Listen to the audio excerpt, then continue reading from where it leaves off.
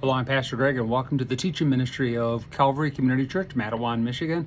We're in the middle of a series called The Hall of Fame out of Hebrews chapter 11. Lord, give me wisdom and grace as I present this to people who are watching this video. Amen. Hebrews 11, we're up to the point where the author's talking about 700 years of faith.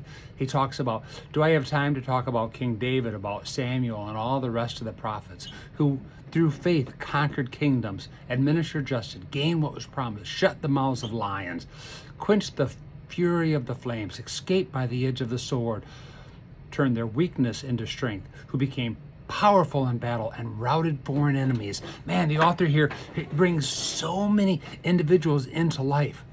Samuel, one of the greatest prophets, and he was a judge, but also a prophet. Samuel, who anointed King Saul and then had to anoint King David because Saul ended up bad.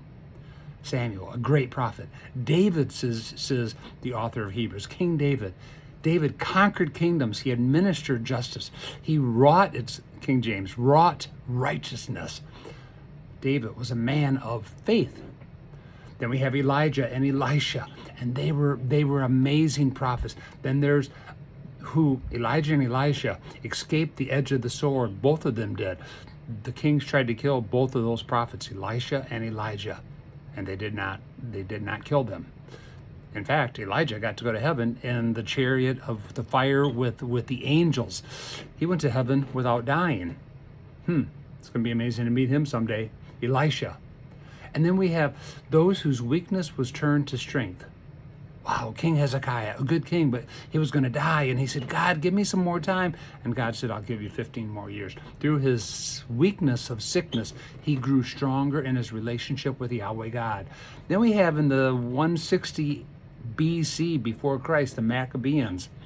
Maccabees were a countryside family of priests who led a revolt against Antiochus and led the Jewish people to their political freedom. They turned their weakness into strength. Well, with all of these, it reminds me and it makes me think about what the Apostle Paul says to us in 2 Corinthians chapter 4:7. But we have this treasure in jars of clay, so that we will know the surpassing power that is from God, not us. From God, not us. And then Paul says in 2 Corinthians 12:9 and 10, for when I am weak, then I am strong.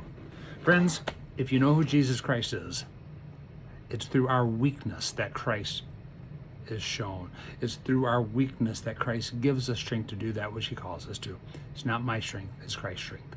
May we know that. It's not your strength, it's Christ living through you. Thank you for watching and have a blessed day.